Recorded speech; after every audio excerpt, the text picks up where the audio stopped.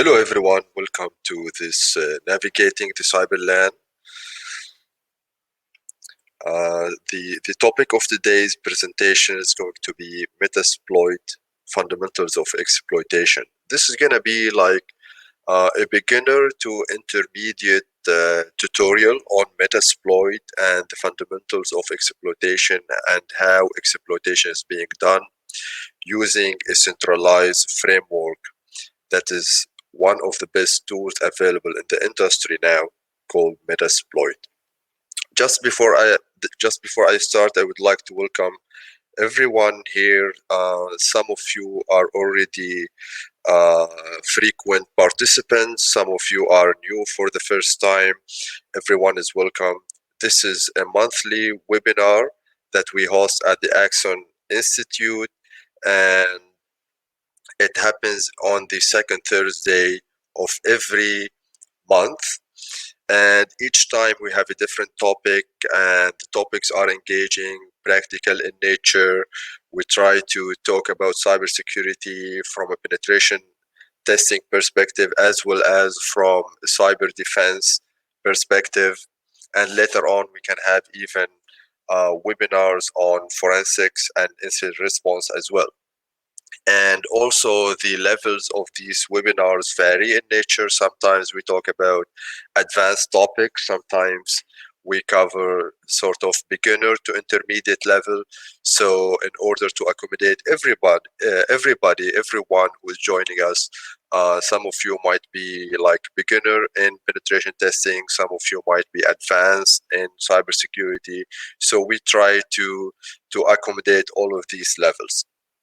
As I am starting, if people can confirm that you can hear my voice and you can see the screen, just for me to know that everything is set up, and for others to know that we are ready to start the presentation.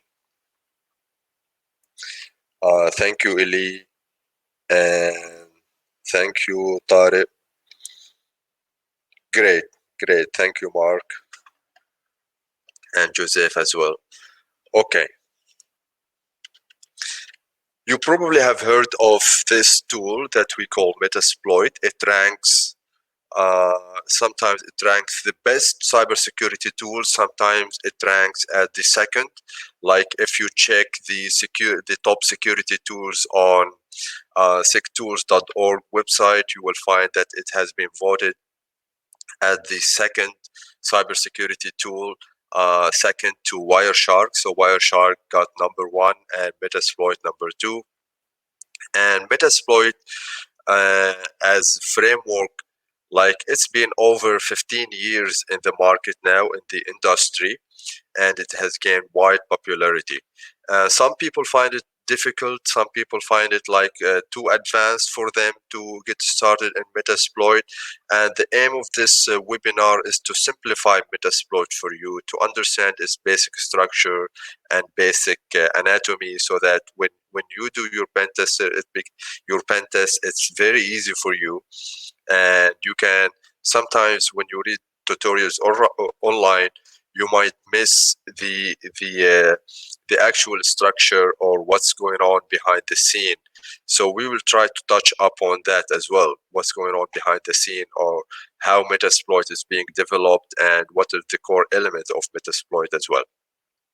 So the agenda of this webinar is going to be like this. We're going to start like giving a little bit introduction about exploitation and what exploitation is and what is the impact it causes when a pen tester exploits a machine. Especially we're going to focus on RCE, remote code execution. This is the most severe impact that can happen from exploitation, RCE. Then we will talk about something very important, a concept that's very important in exploitation, and that is payloads. And we will talk about what payloads are and what is the role of payloads when you run an exploit, especially an exploit that generates RCE. Then we will like briefly touch upon the history of Metasploit and how Metasploit has revolutionized the exploitation world. and how it took like from a very difficult beginning and then it made everything automated and easy. Then we will dive into the basic structures and the command and the file directories inside Metasploit once it is installed. And we will cover an important aspect of Metasploit, and that is the modules. Metasploit is composed of so many modules, and modules are considered like the heart of this framework. So we will touch upon modules, what they are, the different types of modules within Metasploit, and how they are made and how they are organized and categorized. Then we'll talk about the steps to exploit using Metasploit. The 4 steps, there are very basic 4 steps of exploitation when you want to work with Metasploit. And we will touch upon the concept of sessions in Metasploit. Metasploit, whenever you exploit a machine and you get a shell, you have something we call session, and then you can have multiple sessions at the same time running in parallel. So we'll talk about how you can manage those sessions, how Metasploit manages the established session, and then finally we'll talk about how um, how you can generate backdoors and standalone payload executable using the Metasploit framework. So let us start. So exploitation is a way of taking advantage of a weakness or vulnerability. So as you can see in this diagram here, we have on the left side the pen tester, and then on the right side the vulnerable system. The vulnerable system has a weakness. It's running a service that is known to be weak or vulnerable, and there are different types of vulnerabilities beyond the scope of this webinar, but let's assume this system is weak or vulnerable and there is like a security hole in that system. Then exploitation is really about taking advantage of that hole to achieve something that is not intended in the first place by the original developer. Now, the kind of things that can be done from exploitation vary. There are like denial of service impact, there are like privilege escalation impact, there's like information leakage impact.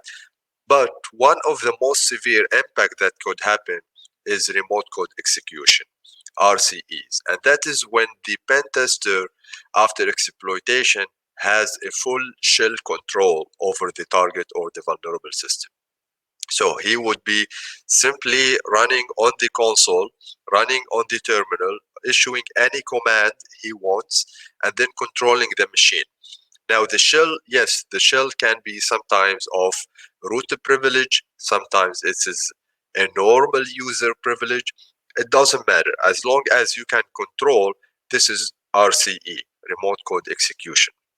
Now, if it is like a normal user privilege shell, then there are ways to actually elevate your privilege. And we cover in the last month, on the last webinar, we covered different techniques for privilege escalation. So the focus of this webinar, the focus when we talk about Metasploit, we will focus on RCE exploits in particular, okay?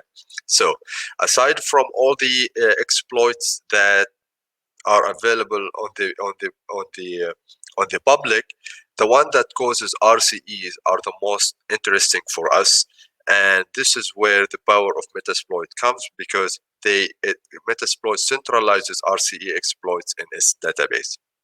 So keep this in mind as we navigate this framework and the Metasploit platform. So the way exploitation takes place, the way the pen tester now takes advantage of the vulnerability, is done through a code we call exploit.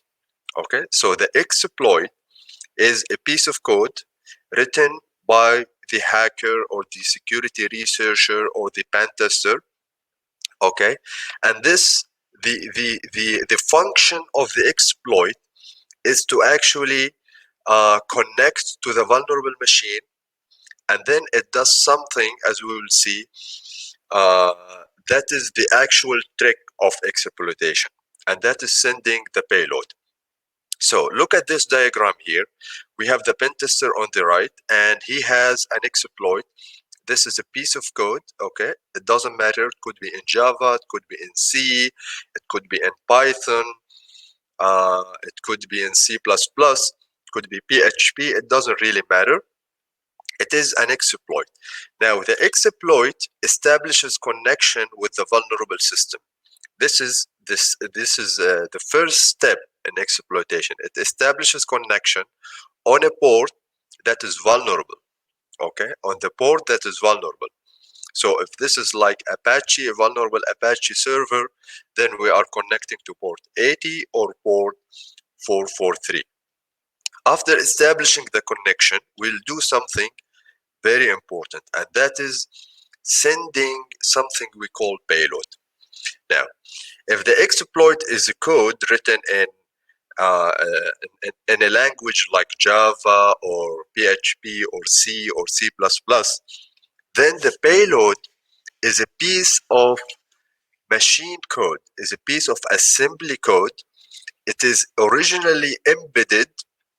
It is originally embedded in the exploit, and then upon establishing the connection with the vulnerable system, the exploit sends that payload to the vulnerable system. Once it gets sent, what happens on the vulnerable system is it goes into executing that piece of assembly code. Once the assembly is being executed on the vulnerable system, it connects back, or it establishes a session with the pen tester, and the session can be bind or reverse, and we will cover that shortly. And then the exploit now manages this second connection where shell is being executed. So Tariq is asking here, does the exploitation code point us to the open port to use for the exploitation? If you are the developer of the exploit code, then you have to embed that port number inside the exploit. However, if you are getting the exploit from the internet, it has already been published on the internet, then usually it comes with a default port for the vulnerable server. So as I said, if the vulnerable server is Apache, for example, then the exploit that you will download for that vulnerability might have the default port 443, and that is HTTPS. However, let's say in your environment, you are facing Apache, vulnerable Apache that is running on port 8080. Then you will have to edit that port on the exploit. Okay, now that was difficult in the past. Now it's very easy to configure exploits using Metasploit, as we will see shortly. But this is the basic idea. So the exploit connects to the vulnerable machine on the right port that is already embedded as a default port, and then it sends a payload, and that is the assembly code, and the assembly code gets executed on the vulnerable system, and then a shell session is initiated. Okay, so keep in mind the difference between exploit and payload. These are related terminologies, but they are not identical. Each one has its own role, and we will see how they differ in Metasploit shortly. So, in summary, the exploit of code, it could be in C, Java, Perl, Python. It depends always on the original researcher who developed the exploit. If the researcher, he knows C, he would write his exploit and publish it on C. If he is a Java geek, he would write the exploit in Java and publish it in Java. If he loves Python, he would write the exploit in Python, and so on. And the main purpose of the exploit is to connect to the target machine, and it does certain, like it sends the right packets, initial write packets, and then This is also very important. The exploit sends the payload that is embedded within the exploit. So if you are a researcher, you have also to develop the payload. You have to develop it as an assembly code and then write it inside the exploit. Welcome, Naim.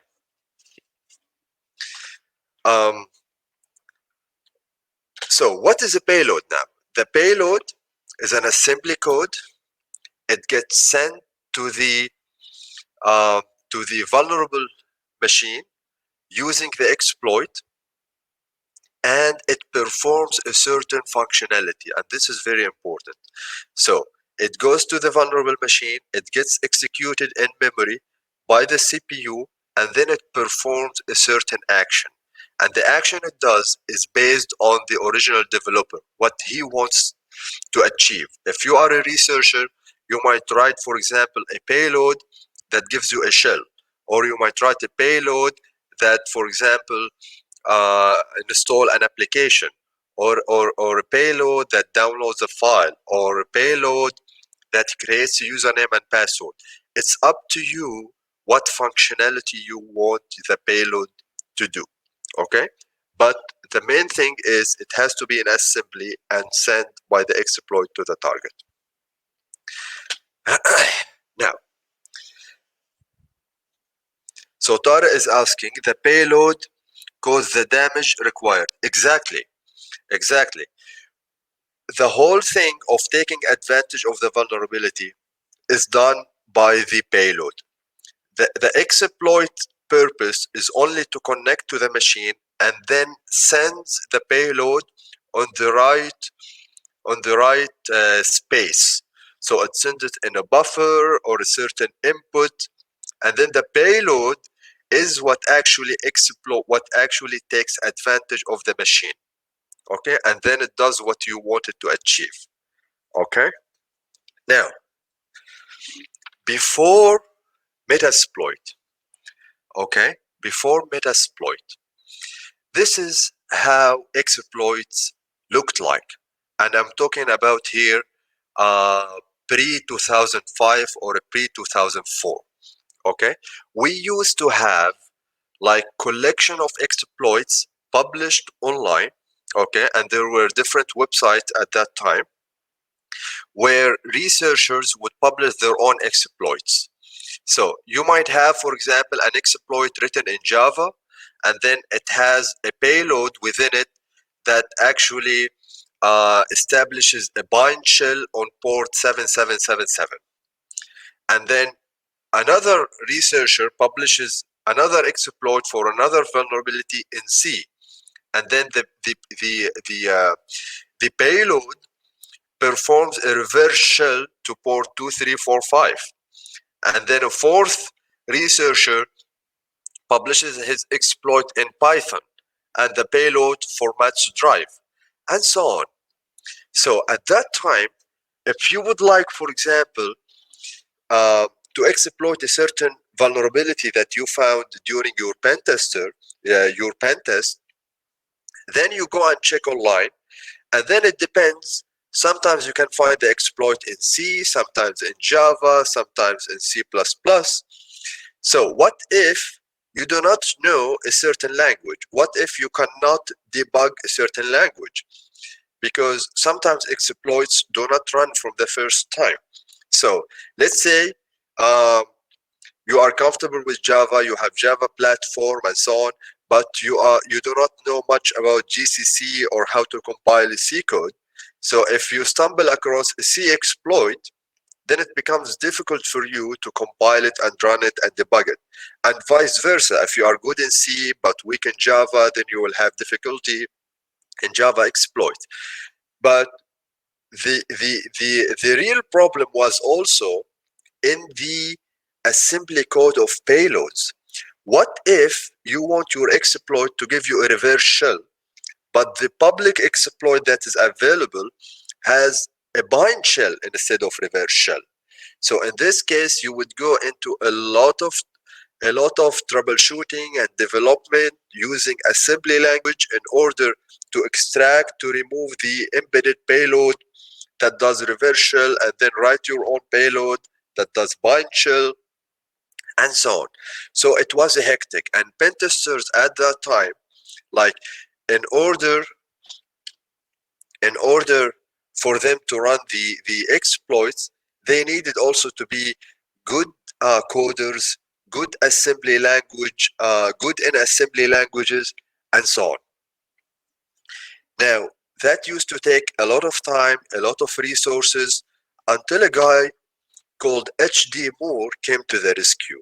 And H.D. Moore, he became a superstar in the cybersecurity industry because of the Metasploit.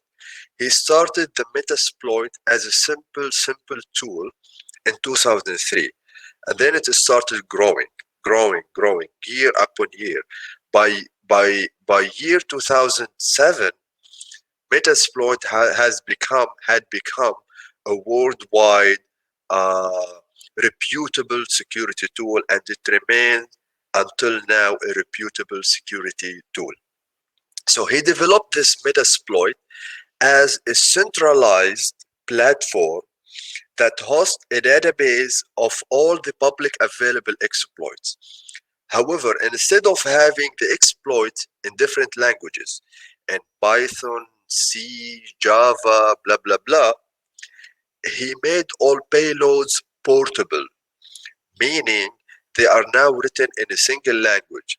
So he and his team, back then, he went into a lot of work rewriting all publicly available exploits from all the languages available into Perl. Metasploit was originally written in Perl, and then it was rewritten in 2007 in Ruby. That's why you have it now in Ruby. So the modules then, or the exploits then were developed in Perl. Now they are developed in Ruby. So he put all exploits available publicly, and even the new ones being discovered, in a standard format, in a Ruby language, in a Ruby file, and then he puts them in this database that we call the Metasploit framework. This is the first thing he does, a collection of all publicly available exploits. The other thing he does is he separated the payloads from the exploits. So instead of each exploit having its own payload, as it was in the past, he made a library of a pure exploits without payloads. And he made another library, another database full of different payloads that perform different functionalities. Okay? And then he made the payloads and the exploits portable so that you have the choice to choose between the available payloads, and then you match it to the exploit that you want to run. So it goes like this. You come along and you choose a certain exploit you would like to run against a certain vulnerability. Once you choose the exploit, it doesn't have a payload. And then from the library of payloads, you pick whatever payload you like that is suitable. Sometimes you might want like a format hard drive. Sometimes you might want reverse shell. Sometimes you might want to create account. Once you choose your payload, the payload is then embedded inside that exploit, and then you run it to attack your target. And if later on you want to run the same exploit using a different payload, you have that option as well. Okay, is it clear so far?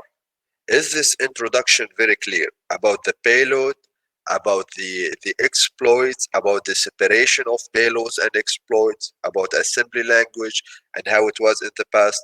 Any questions so far? Tara is asking, is the Metasploit like all in one? Yes, it is all in one when it comes to exploitation.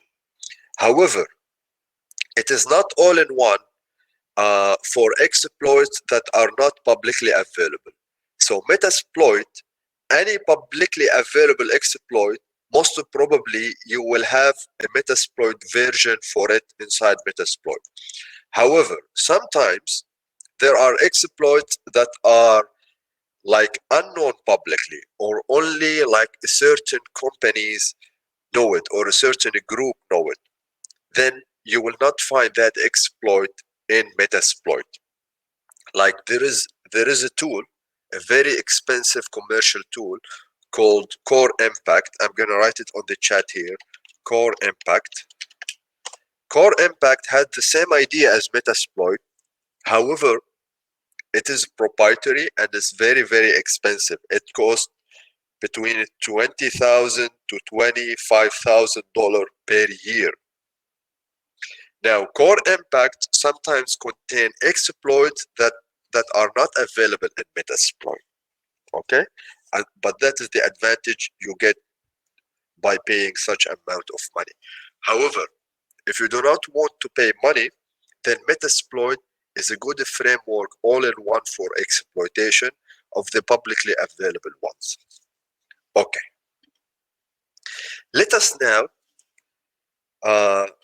dig deeper into the Metasploit directory and its structure within Kali Linux or within whatever operating system you installed Metasploit on. So, first of all, let me tell you that the installation directory, when you install Metasploit on Ubuntu or you install it on Kali Linux, as it comes by default on Kali Linux, the installation directory is at user/share/Metasploit framework. Okay, user/share/Metasploit framework. Let us have a look here inside Kali Linux. So I'm gonna switch to my Kali Linux here. Okay, and I will go to user share Metasploit framework, and then I will do SL ls-alh. So this is the installation directory, and inside it I have files and directories. Okay, the blue ones are directories, the green ones are binaries or executable files, and then the white ones are simply non-executable files. Okay, however, the heart of Metasploit is all here. Okay, it's all here. Let us look at the green ones. What are the green ones and what are the main directories here? The green ones that you see are the binaries, as I said, and from all the binaries, we will focus on few individuals, one that are very important. MSF console is the most important binary here, and maybe 90% of your engagement with Metasploit is going to be through MSF console. It provides an interactive way of interacting with Metasploit. Now there are others as well. So after MSF console, we have MSF Venom. MSF Venom is, I will explain directly here on Kali instead of the PowerPoint. So MSF Venom right here, okay? MSF Venom is a binary that has a single aim. Remember that payloads are written in assembly language, and they are sent by the exploit and they get injected inside the memory of the target machine. However, sometimes you might be interested in exporting that payload as an executable file. Instead of having it simply as a bunch of assembly code, you want to wrap it inside an exe file or inside a Java file or inside even a PHP file. Okay, what do? You have MSF Venom that does this for you. It traps a payload of your choice into an executable format. Okay, into an executable format. And if we have some time at the end, I'm gonna show you a demonstration how you can generate executables using MSF Venom. Then what do we have next? Then we have MSF Update. MSF Update simply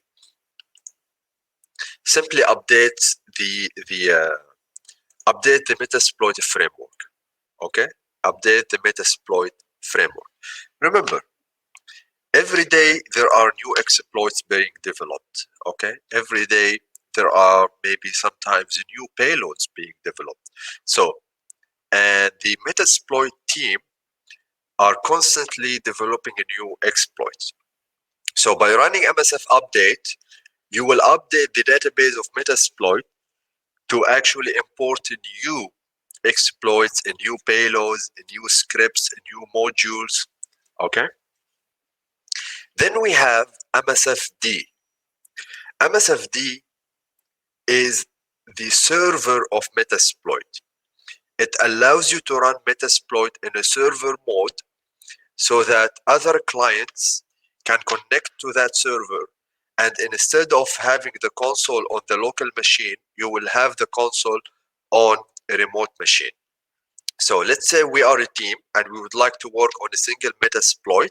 So we will have MSFD running on a server, and then we all telnet to that server and then run normal Metasploit as if we are working on the local console. Okay. Then we have MSFDB database. You can integrate Metasploit with the Postgres database. And once you configure this integration, you can save the results of Metasploit configurations, Metasploit, the exploits you do, or the vulnerabilities you save, and so on inside the database. So you can come later on and view the history, and you can see what your friend has done, for example, on that project, and he can see what you have been doing on that project as well. So it saves everything in a database. And as we will see shortly, Metasploit can integrate, or actually it has a built-in integration with Nmap. So you can run Nmap from Metasploit, and then the results get saved inside the database, inside the Postgres database, if you configure the database through MSFDB. Then we have two additional binaries, MSFRPC and MSFRPCD. Let's say you want to interact with Metasploit using your scripts, okay, and you would like to issue APIs, okay, or you would like, sorry, to use APIs to run and configure Metasploit. You can do this using MSFRPCD and MSFRPC. You would fire up MSFRPCD on the server, and then using MSFRPC, you can communicate with that server and issue API calls, and then configure and run the Metasploit as if you are running it from a console, but this time through APIs. Okay. So all these binaries are here. The others, you don't have to worry about them for now. So MSF console is the most important one. The second most important one is MSF Venom, and then MSF Update. Very rarely you would need to work on MSF RPC or MSF RPCD. Okay. Let us now check the directories, the blue ones.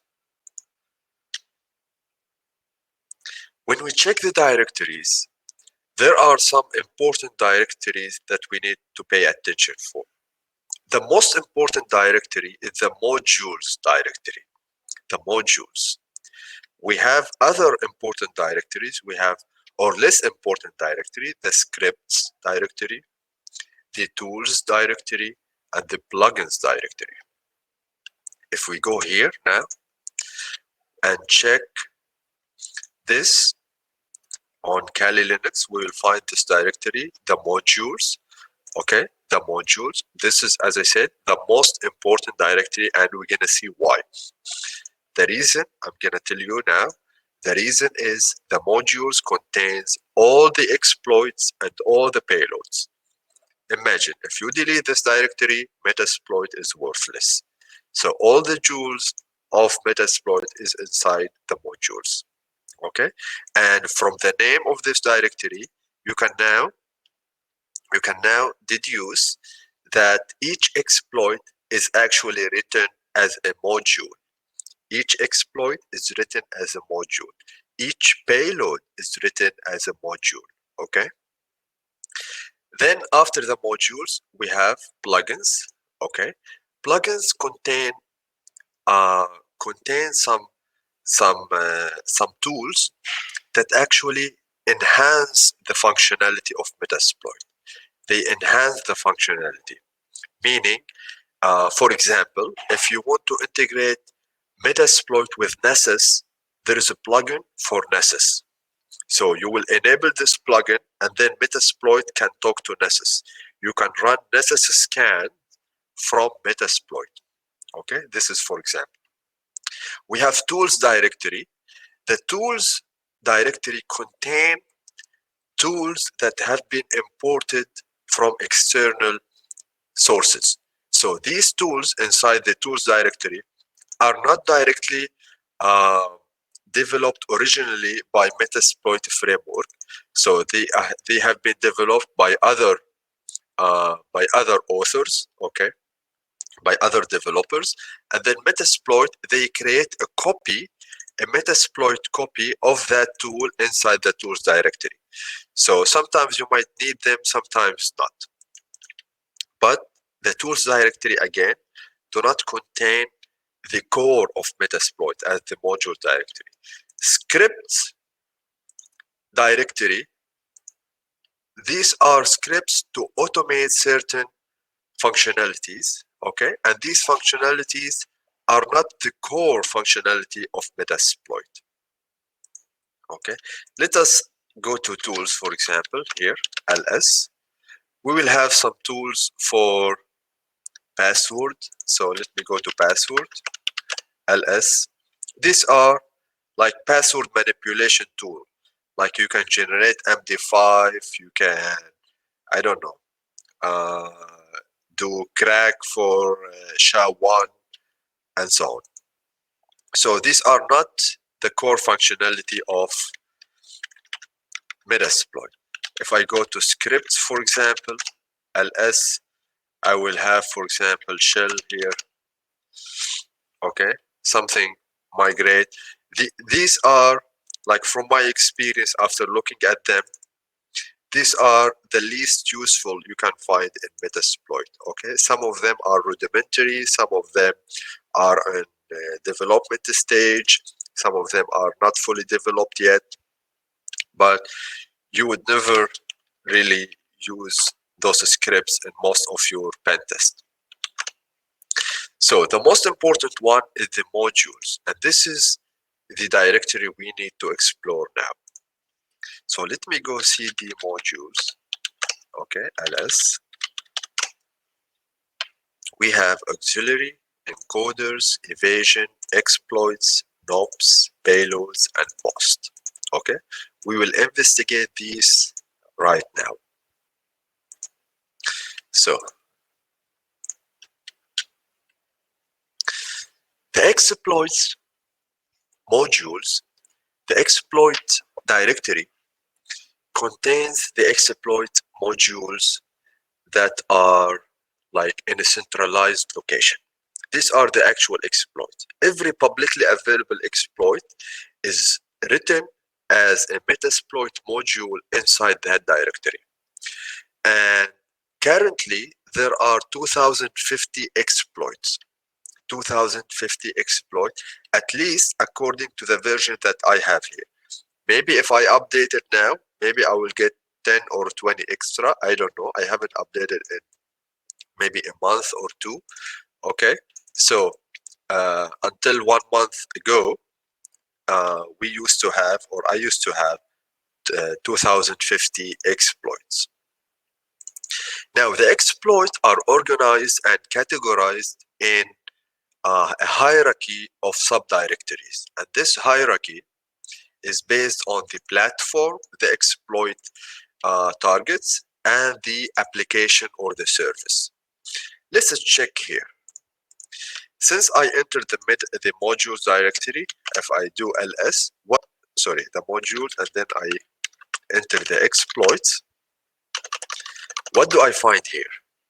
I find directories or subdirectories based on platform. So I have Windows, I have Solaris, Unix, OS X, okay, Linux, IRIX, HP Unix, okay, BSD, Android, Apple iOS. These are platforms.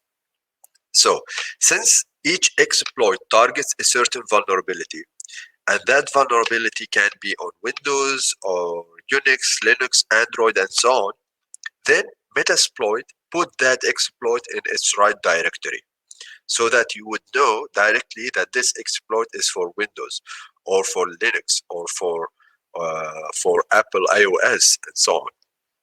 So let us enter the Windows now directory, and I do ls, and I will find that within the Windows directory we have bunch of services. So we have, for example, antivirus, we have email, we have FTP, HTTP, IAS, IMAP, LDAP, okay, MySQL, NFS. These are services. So if the exploit target SMB, then they will put it inside the SMB directory. If it targets Microsoft, SQL, then they will put it inside the MS SQL directory.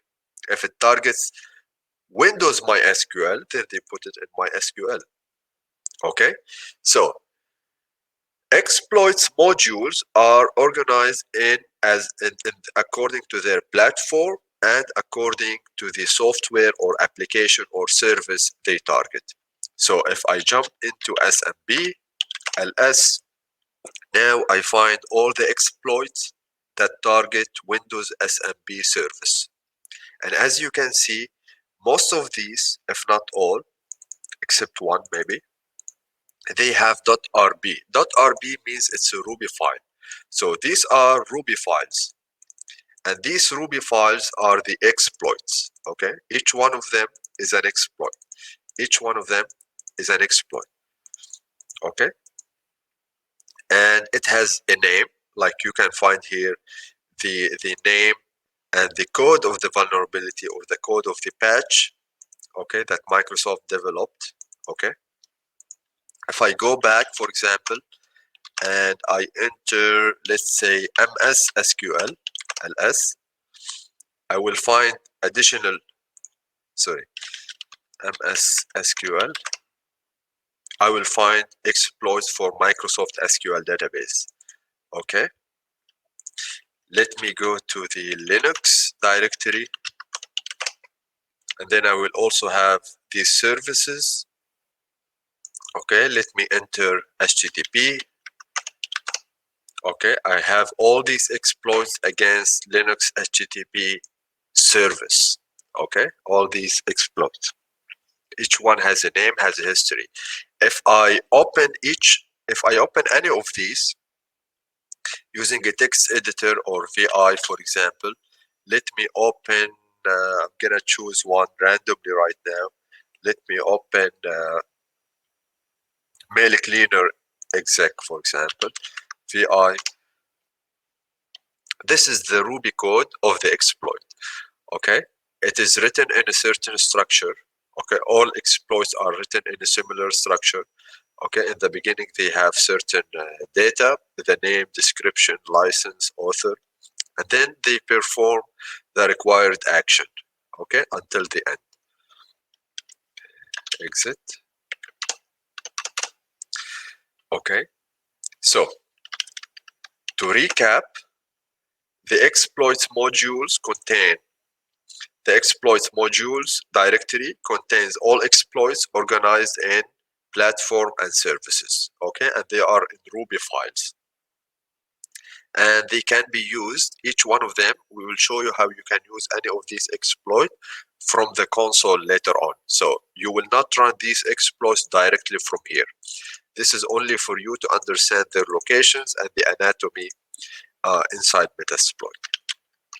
So let us now explore a different directory, and that is the payload directory, the payload modules. Okay, the payload modules. So as we covered the exploits, let us now, so the most important directory inside the modules is the exploits, then the payloads. Okay, then the payloads. Let us jump inside the payloads now. When I jump inside the payloads, what do I find? I find three subdirectories here: singles, stagers, and the stages. Singles, stagers, and the stages. Now, what are these? This is very important for you to understand. You need to understand what each one of these mean, because they will simplify later on exploitation process for you. So,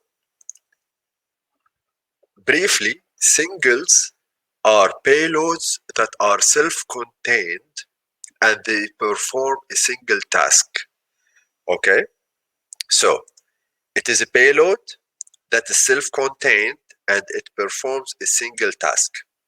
On the other hand, the stages is a large payload.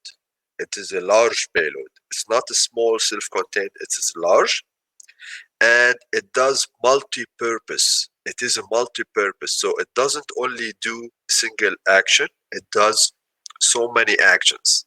Okay, a bundle of action, a package of action. Stagers, finally, are utility payloads.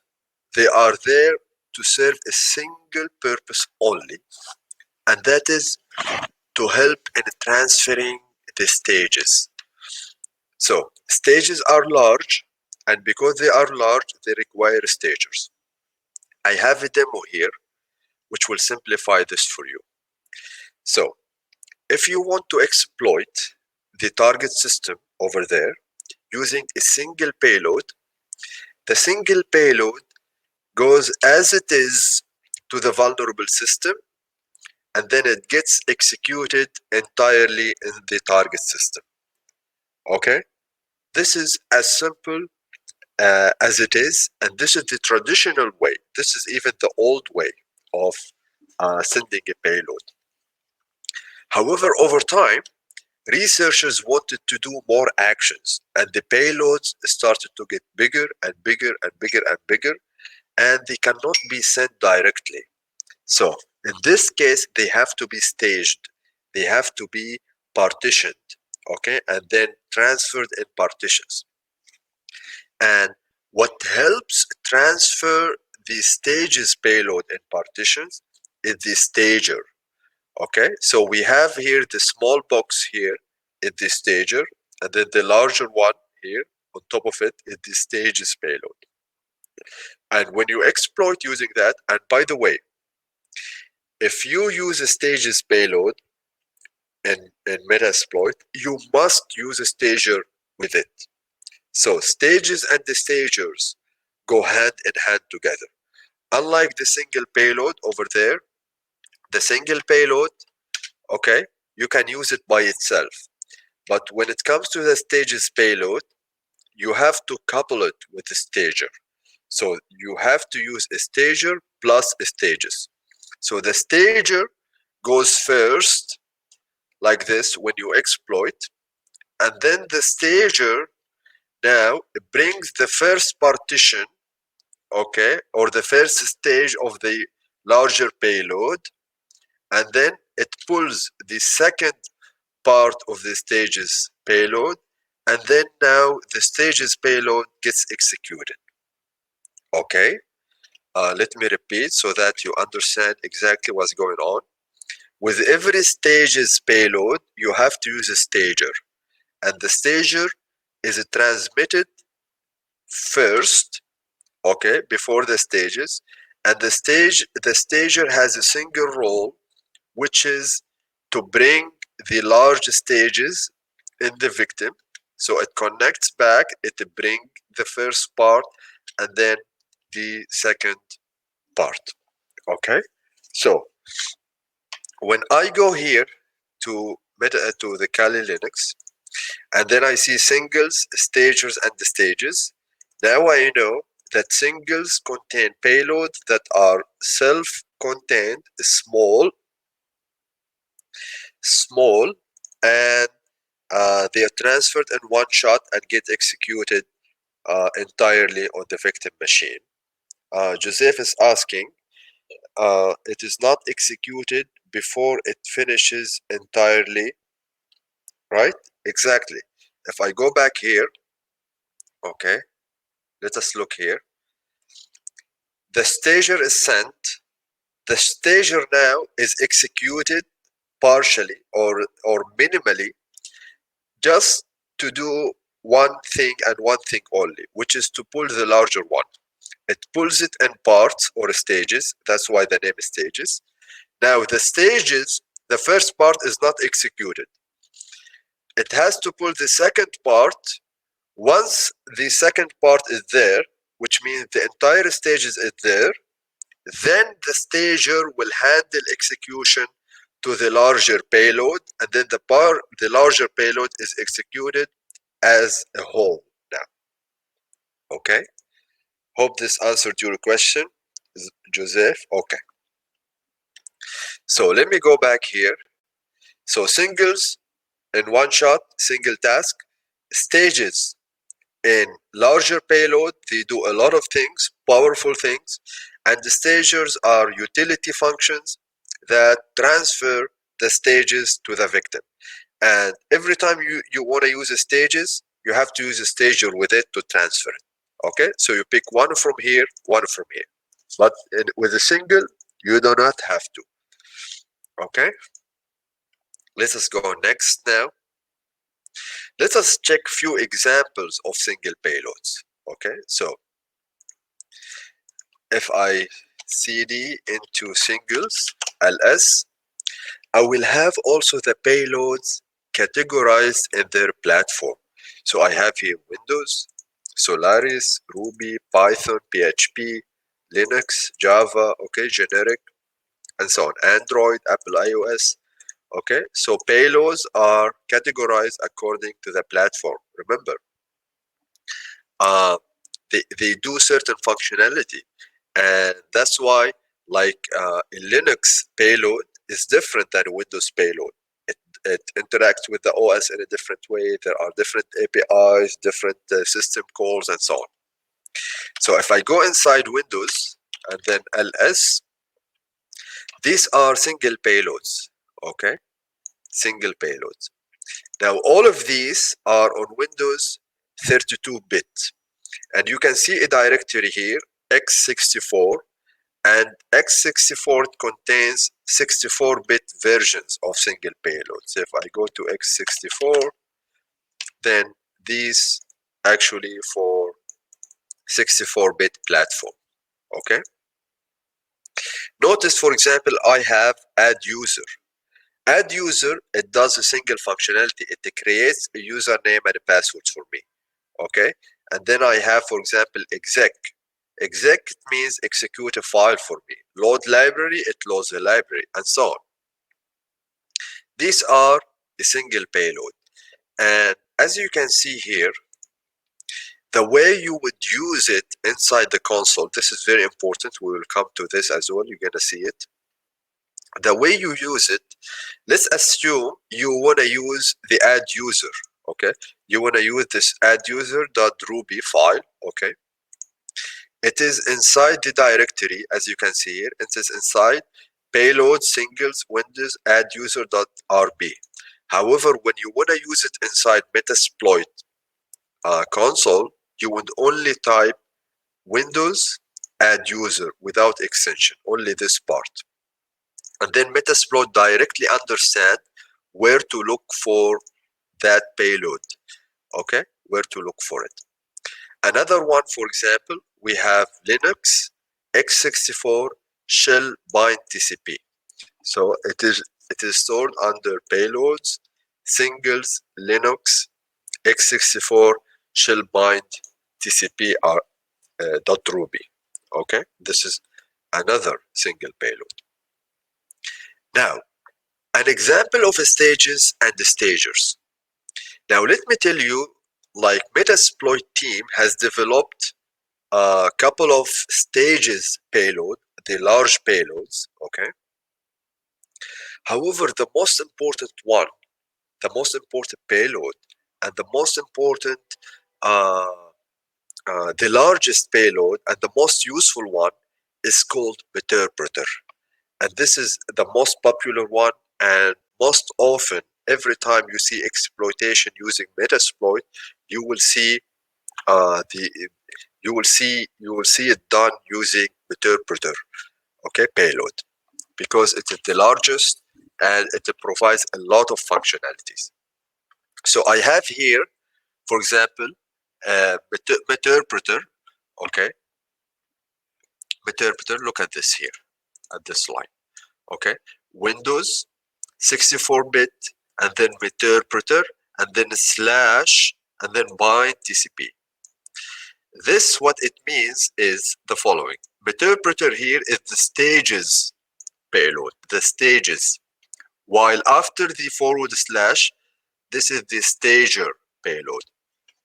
So once you write it this way inside Metasploit, Metasploit automatically understands that what you are looking for is a stages payload that has the path of payloads, stages, Windows, 64-bit, Meterpreter.ruby, plus you are instructing it to use a stager, payloads, stagers, Windows, 64-bit, bind TCP.ruby. So we are using two modules here, okay? One is a stager, one is a stages for that payload, okay? Keep this in mind every time you see this, okay? Whether it is bind or even sometimes you might see reverse, okay? The same thing, but the stager will be reverse, okay? So let us continue now.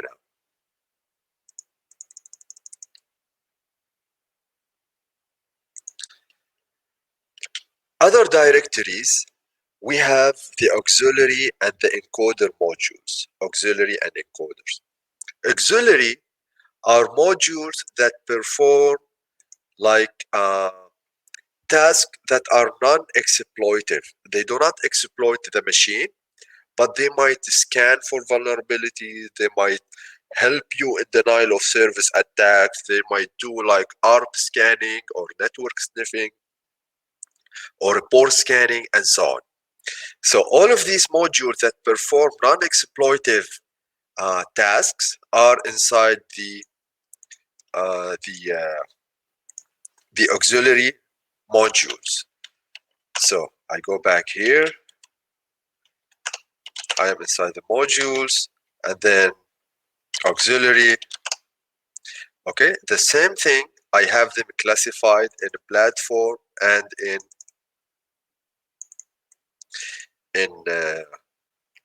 sorry, not in a platform. This is directly classified according to the functionality they do. So I have auxiliary module for denial of service. I have auxiliary modules that are fuzzers. They do fuzzing. I have auxiliary modules that are scanners. So if I go to scanners, for example, LS, I will see different types of scanners, backdoor scanners, okay, DNS scanners. So if I go to DNS, I have DNS Ruby file that does a scan, okay, certain scan, and so on. These are auxiliary modules. And then we have encoders. Encoders, it's a directory that is most often you will not use it by default, okay. Encoders help to encode your payload in a way that passes through the network without having any trouble, okay. This is not evasion of antivirus or IDS. This is simply to make your packet looks good, looks nice on the wire, okay. By default, every time you run an exploit, Metasploit chooses like a default encoder for that payload.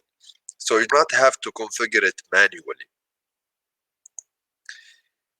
Next, we have the post-exploitation module. This is a very, very important subdirectory. Very important subdirectory. The post modules, so we covered exploits, we covered payloads, we covered auxiliary and encoders, okay? And then we have post. This is another important directory.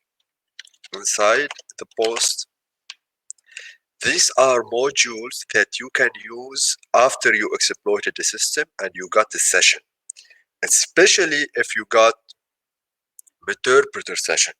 Many of them are very powerful when using Meterpreter. So they help you investigate the target system more. So you got a session, you are controlling the machine. Now you want, for example, to take screenshots, you want to download bulk files, you want to install a backdoor, you want to remove, for example, certain events. Then you have modules for those purposes. Okay. So post means post exploitation, and they help you in post exploitation. Now, in order to run Metasploit, all of this we have been, like I've been showing you how the installation directory of Metasploit looks like. Okay. However, if you want to run now Metasploit, all you have to do is, as I said, the most important binary you need is the MSF console. So you run MSF console to open the interactive console of Metasploit.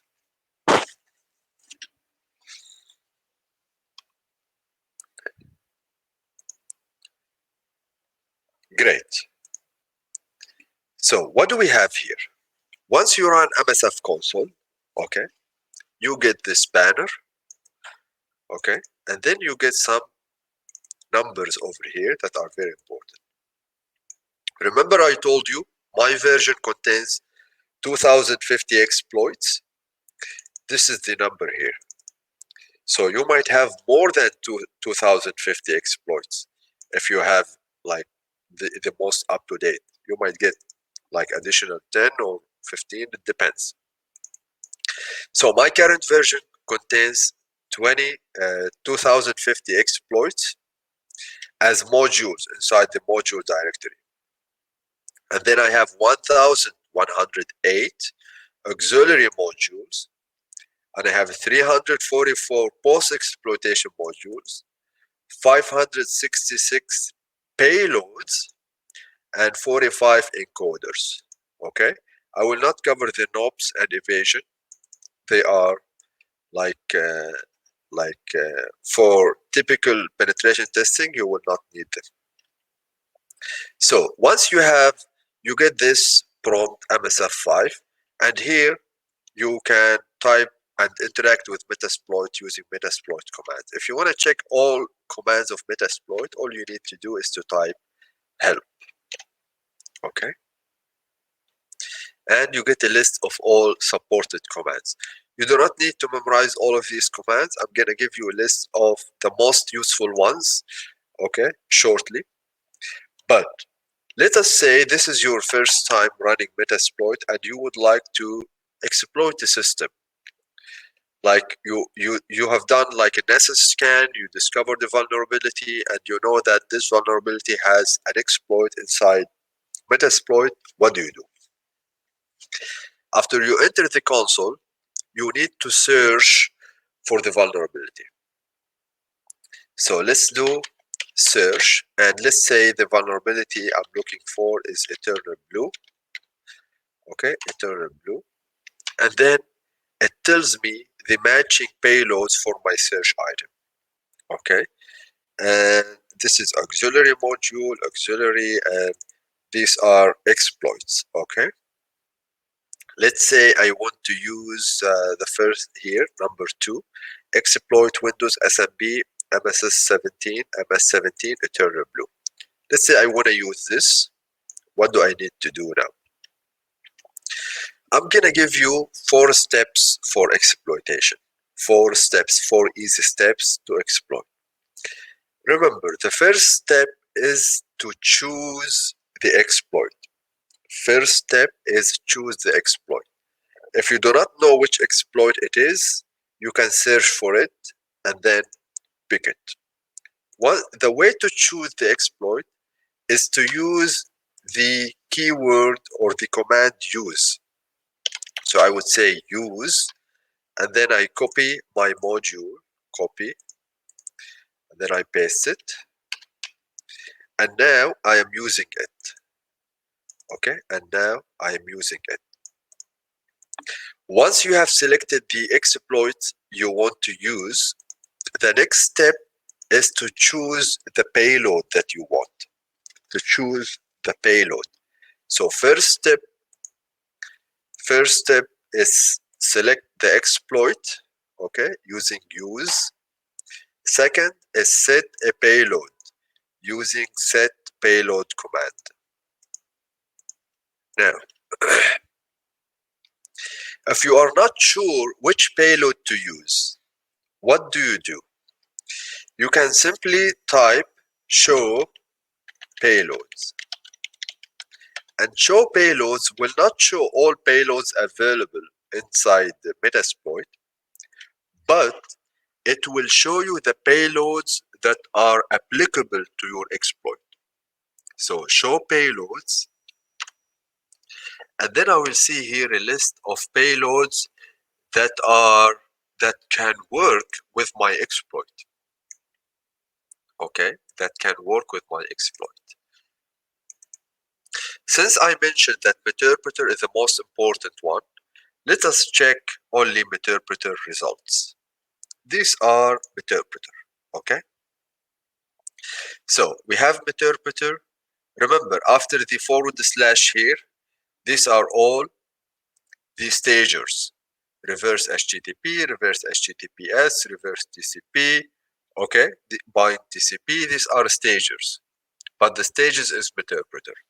So let's say I want to use number 9 here. This one, number 9. Windows x64 Meterpreter bind TCP. Okay. So I type set payload. Okay. And then I copy the name over here. And then I paste it. And then I type enter. So now I configured my payload. So I have chosen the exploit I want. I have chosen the payload that I would like to embed inside the exploit and send to the target machine. Okay. The third step now is to configure the exploit and the payload. I need to configure them now. How do I configure them? The configuration parameters of the exploit and of the payloads can be shown using a command options. So with options, I can see the options related to the module I have chosen, which is the exploit. And also I can view the options related to the payload. Okay, related to the payload I have chosen. So these are exploit related parameters, and these are payload related parameters. Okay. Sometimes the parameters are common between a lot of exploits. Sometimes an exploit has its own specific parameters that you need to configure. Some exploits or payload, they have small number of parameters. Some they have many parameters. Okay, so it depends on the nature of the exploit. However, there are things that are always present. Okay, in every exploit you choose, there is a parameter called rhost. Rhosts, this is the target. This is the remote target that you want to attack. The remote target, the vulnerable target that you would like to exploit. Okay, comes under R host. Okay, the R port, this is also present in every exploit. This is the port number on the target machine that is vulnerable. Okay, and that will be targeted. Okay, and then there are like exploit specific parameters. Okay, the same thing with the payload. Sometimes you will see R host on every one. Okay, sometimes you will see L host, sometimes you will see only R host. So it depends on the nature of the payload, and I will cover shortly the different types of payloads, especially the bind TCP and the reverse TCP. And also, I'm gonna cover the difference between R host, L port, R port, because so often they are confusing. Okay, they are confusing. The way to configure now the module options and the payloads option is done easily using set command. Okay, and then you choose the value over here of the parameter, like set R host,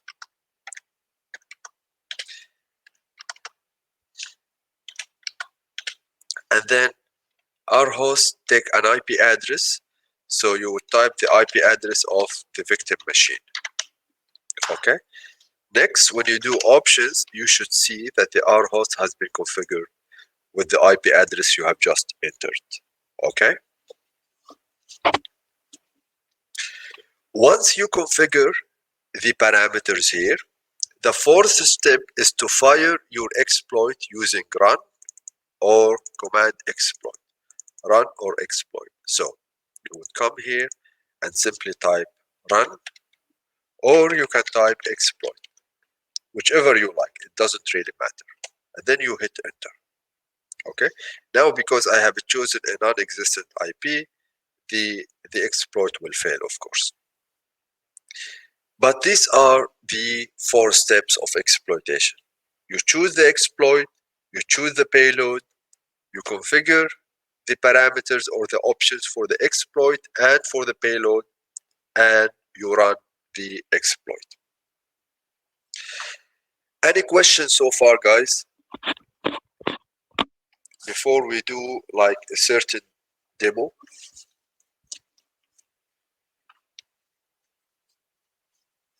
Okay. If there is no question, I can proceed further.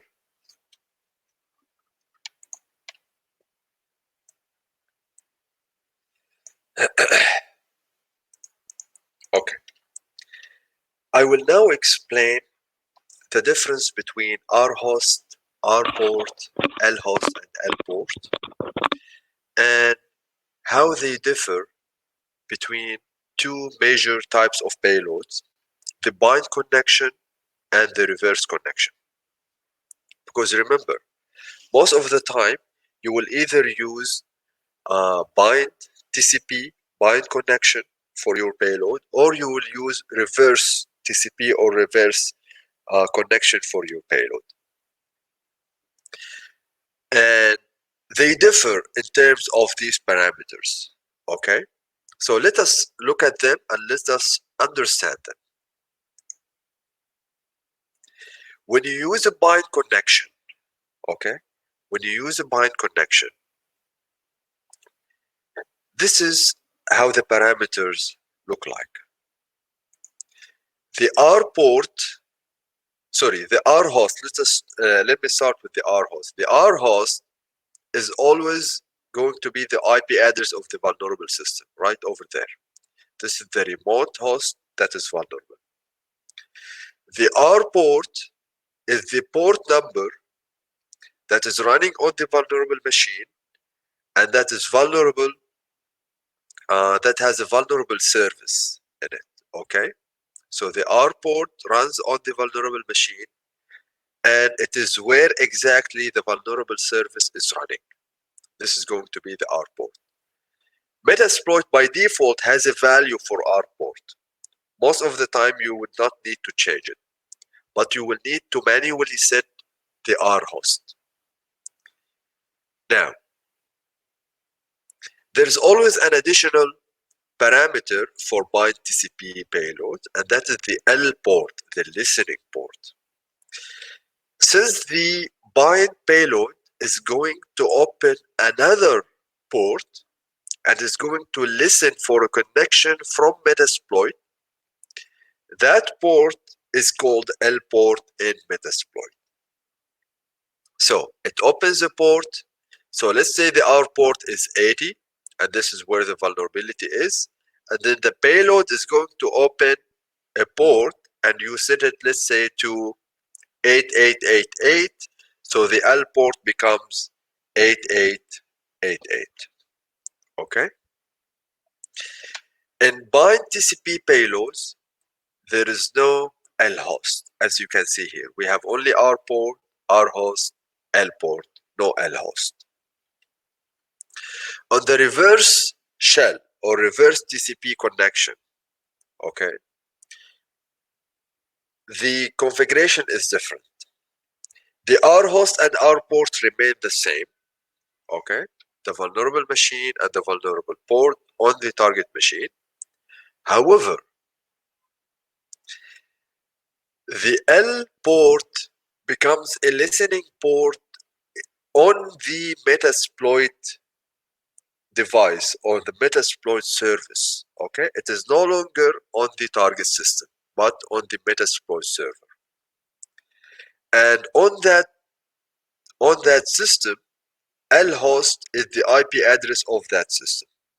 So with reverse TCP connection, with reverse payload, you have L port and L host on the Metasploit machine. It's very important to differentiate between bind payload and reverse payload. Remember, on bind, the L port is on the target. With reverse, the L port is on the attacker's machine. Okay, and there is always additional parameter, which is the L host, and that is the IP address of Metasploit device. Okay. Let me now show you an actual exploitation of Windows 7 machine using Eternal Blue. So I'm gonna go back to this one. I'm gonna use a module that's under Windows, exploit Windows SMB Eternal Blue double pulsar. This is my exploit, okay? And I'm gonna do show payloads. I have a lot of payloads here. Since I know my target is 32-bit, I do not need the 64. I will simply pick Meterpreter bind TCP, this one, and then I will do set payload to this one, options. Now, since this particular payload requires access to the root directory, and I am running as normal user, this will give me permission error. So I will exit Metasploit, and then I will rerun it with sudo to have access to the root directory. This is the nature of the exploit. It requires access to the root directory. Meanwhile, so use exploit Windows SMB Eternal double pulsar, set payload. We set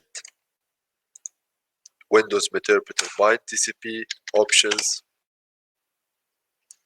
Now, these are the options I have for this exploit. Okay, I have here Windows 7 that is vulnerable, and I need to attack it. Okay, I'm not gonna go into the details of each one of these because this is like exploit specific. Okay. However, I need to set process inject. I need to change this one to spool SV. So set process inject spool sv.exe. Okay, and I need to set the rhost to the IP address of the vulnerable machine. So let me fire up my vulnerable machine, the first one and the second one.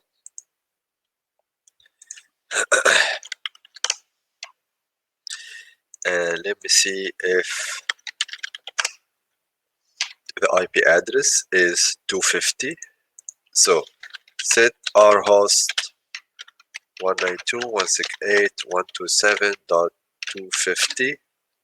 Okay, enter. Options.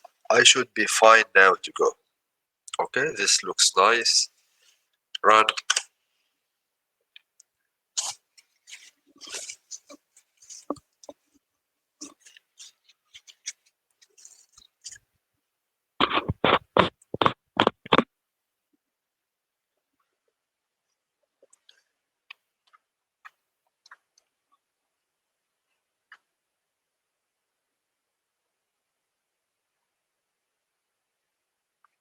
Launching the exploit.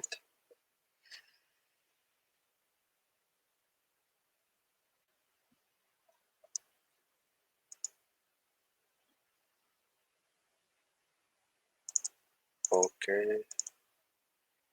Something is not working properly. This is normal that it doesn't work out from the first time, but probably I need to reboot that machine because I was okay. Looks like no. So what I'm gonna do is I'm gonna restart both Windows machines because I was experimenting with them before the webinar, and probably one of the previous session is hanging. So restart.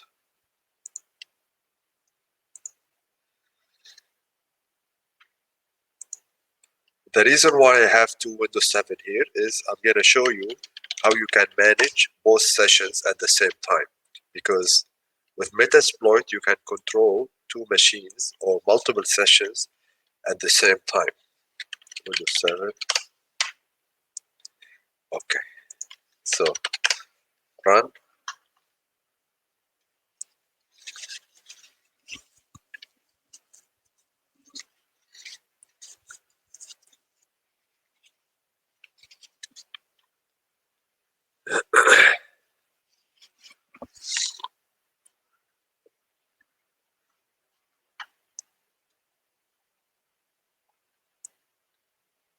Okay. Looks like fine for me.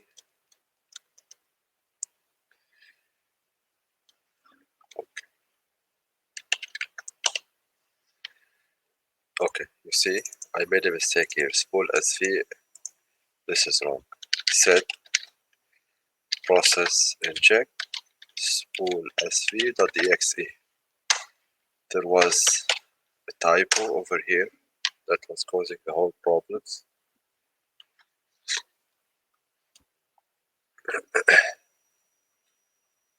Okay. Now I got Meterpreter access. Now Meterpreter is another board by itself. Okay, how to use it and what are the commands inside it.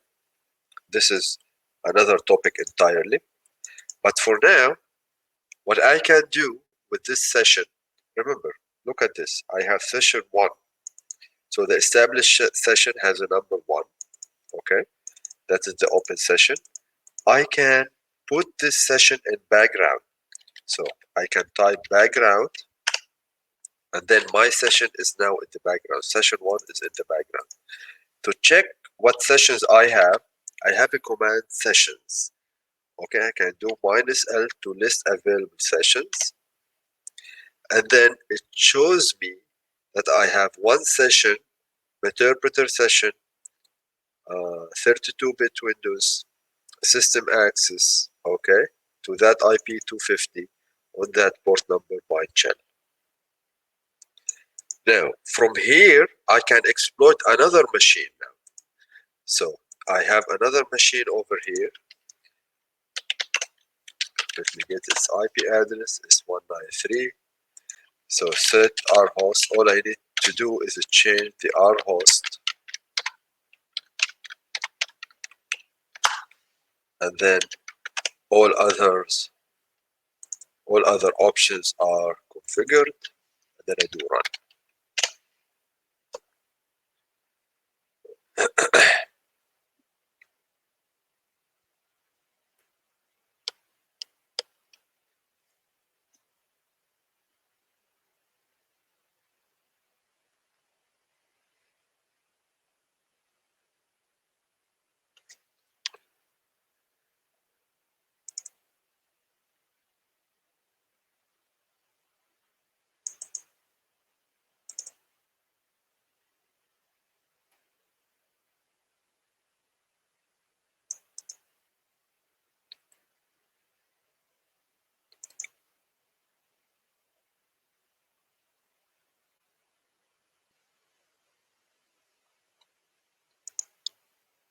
Okay, I got another session number 2, open.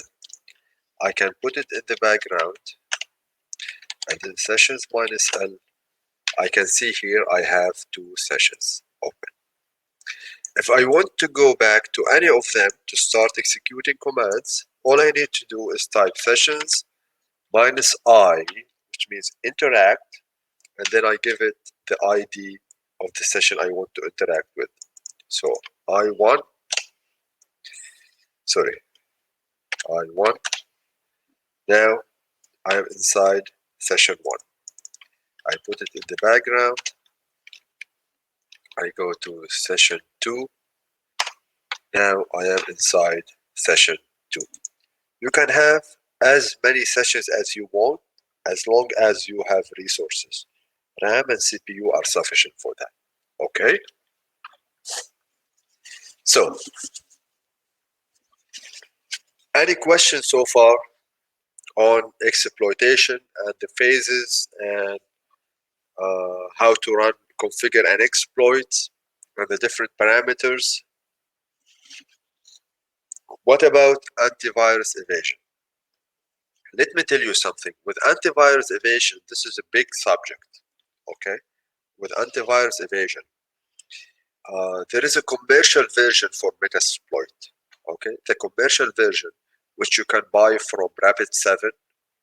Rapid7 is now the company that has bought Metasploit. Okay? And they developed a commercial version, and the commercial version has a graphical interface, and you can run it over the web. It's a web-based on the browser, and they have evasion techniques. However, the free one does not. Okay. However, there are other tools, okay, that can help you with evasion. Other tools that can help you with evasion. I'm gonna give you to name some of them. Okay. We have you have got a tool like Veil framework. Okay. Veil framework is one of them. And you have got Shelter. Okay, is another of them. Okay. And there are other as well, other evasion platforms. Okay. So the default Meterpreter, okay, the default Meterpreter binary assembly is detectable using modern day antivirus. Okay. So you have to be careful with that. You cannot simply run it on a machine with antivirus enabled unless you do some evasion, or you can manually tweak Meterpreter in a way that avoids evasion. By the way, this can be an excellent topic for a future webinar.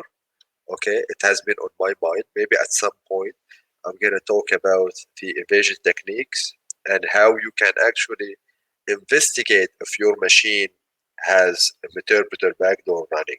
So how you can detect it and how you can evade detection. Okay, so this can be a future topic.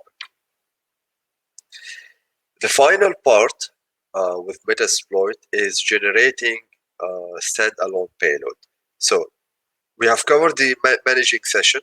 So managing session, you have two targets. You can control each one separately and toggle between them and activate one and put the other on the background and so on.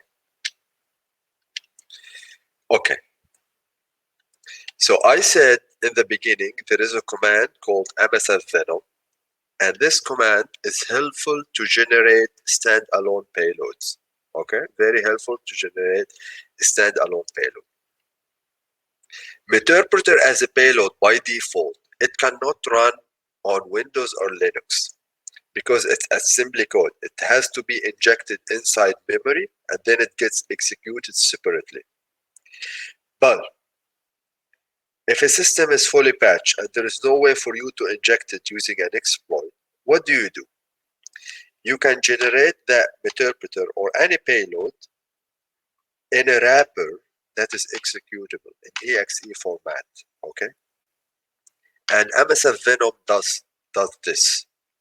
So I'm gonna open here a new one, and the way you would generate a standalone backdoor or standalone payload using MSF Venom looks like this. You type MSF Venom, okay, and then you give it the name of the payload using -p. So with -p is the payload, and let's say I want Meterpreter reverse TCP. So I type Windows Meterpreter reverse TCP. Okay, remember, Metasploit will directly know where to look for this. This is stages plus a stager. Okay. Now, after the payload name, you can give the parameter option. Remember, if I put this in the background, okay, and I do options, and I have here bind TCP. Let me change this to reverse TCP. So set payload Windows Meterpreter reverse, and I do options. The reverse TCP payload has few options. Exit function is already set by default. We don't care about it. We have the L host and the L port. These are very important and required. So if I want to generate a standalone meterpreter, I need to configure the L host and the L port. Okay, I need to configure these. And the way to do this is directly after the name here, I simply type L host and then equal sign and give it the IP address of the Kali Linux, my machine. Okay. My machine, I don't know what my machine is, but I can check it here. It's 139. And then remember, there is an equal sign here. And then L port equal, I give it the port number on which I would like to listen. Okay, this port number will be a listening port on my machine, not on the victim machine. After typing these -p and then the payload and the options, I need to give it the type of the executable I would like to generate. Sorry, it's not -t, it's -f. This is the file type. If I would like to make it an executable in Windows, I would simply type exe. If I want to generate, let's say, a Java archive, I would type war, okay, which is a web archive, or I can type PHP, or I can type, let's say, Java, or I can type APK if I would like to have it running on Android, and so on. For Windows, I type exe. So it generates a binary executable on Windows. And then minus all the output, what is the name I would like to give it? So let me call it backdoor.exe. Let me check here if there's anything am I missing. -o, -f. No.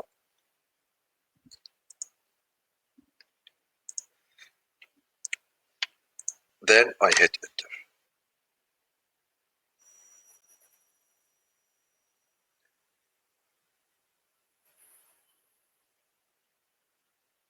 Okay, ls it is generated. Now I can find something we call backdoor.exe. It's right here. Backdoor.exe. Now I can send this to any victim, okay, using phishing emails or USB, or I can give it through file sharing. And when the user over there clicks on that exe file, it will establish a reverse shell. It will connect to my IP address on that port. However, for this to be successful, I need to have a listener or a handler on my machine to open that port and receive the connection on that port. And this is done on Metasploit using something we call multi-handler. So I'm gonna show you this multi-handler, how to configure, and we will wrap up this webinar and conclude it. So we have a module, use exploit multi-handler. Okay, this is simply meant to establish a handler, a listener, okay, to listen on a certain port for a certain payload and receives connection from victims. This is what it does. I hit enter. Now it has chosen this payload using configured payload generic shell reverse TCP. No, I should not use this default one. If I would like the victims to have this backdoor.exe running on their system successfully, then the payload that I need to configure on the multi-handler needs to match the payload I'm using here. And since I'm using Windows Meterpreter reverse TCP, I have to use here set payload, the same payload, paste. What else do I need to configure? I need to configure the L host and the L port. The L host, again, needs to be the IP address of Cali that I am configuring here. So set L host, paste, enter. The default value for L port is 4444. Now, if I run the default value, Metasploit is going to listen on 4444, and this is no good for me because the backdoor is going to connect to 5678. So for it to work, I have to configure the L host to 5678 options. Okay, so now I have L host. No, this is wrong. I configured the L host. Sorry, I should configure the L port. Options. Now I have the L host, the IP address of Cali, and the L port, the port that is matching the port configured here. Now there is additional important parameter that I need to configure always with the multi-handler. Now this will work successfully. If I run it now, it's gonna listen on this port. However, when one victim connects to it, it will not accept additional victims. Okay, so in this case, in order to allow it to accept unlimited number of victims, there is an advanced option we need to set, and that is called exit on session. Exit on session. By default, if I do get and check the value of exit on session, it is true, meaning it is going to exit when the session terminated. When the session is terminated, that means upon the termination of the first session, the multi-handler will stop listening on that port. So if I want to keep the listener, the handler running all the time, okay, receiving as many requests as I want, I need to set it to false. So set exit on session false and then I can run this with -J to run it as a job in the background. Okay, so now if I do jobs, I should be able to see the multi-handler running on port 5678. Okay,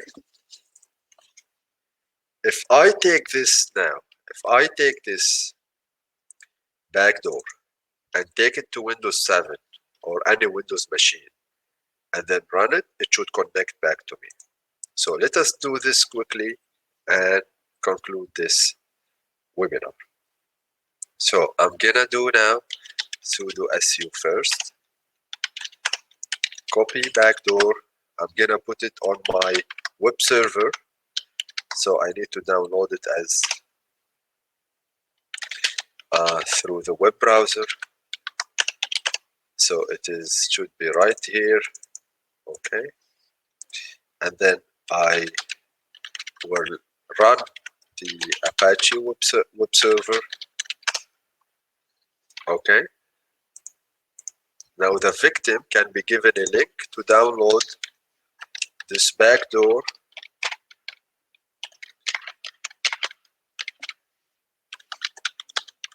backdoor.exe. I'm downloading it. I put it on the okay. I'm putting it now on the desktop. If I double click on it, run, I should be able to receive a connection over here. Meterpreter session 3 opened. So with sessions -L, I have a third session now on port 5678, and that is through the backdoor, and then I can interact with it. Okay. So this is how you can generate a backdoor using the payloads and using MSF Venom. Remember, exe is not the only format. You can have Java, you can have PHP, you can have ELF for Linux binaries, you can have so many others. Okay. I think I'm done with the content of this webinar. I would love to receive any questions from you. Okay. Eli is asking, Python Meterpreter can execute in Windows without having Python installed in Windows? No. You cannot run Python code, anything.py, without having a Python runtime environment. Just like you cannot run Java files, okay, Java classes, or web archive without having a Java runtime environment. So you always need interpreter.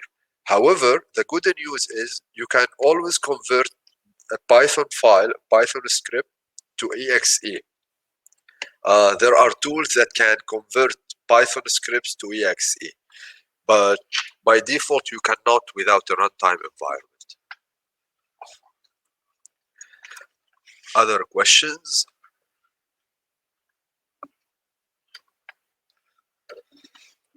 Okay. Okay, welcome. Any more questions, guys? Okay, if there are no more questions, then we can wrap it up. Thank you very much. I really appreciate your participation. And if you have any question or you have any comment or feedback, you can communicate to us by email, okay, or through WhatsApp or any other means. I really look forward to hearing whatever feedback you have, and I look forward to even seeing you in future webinar. Thank you. Thanks, everybody. See you later. Bye-bye.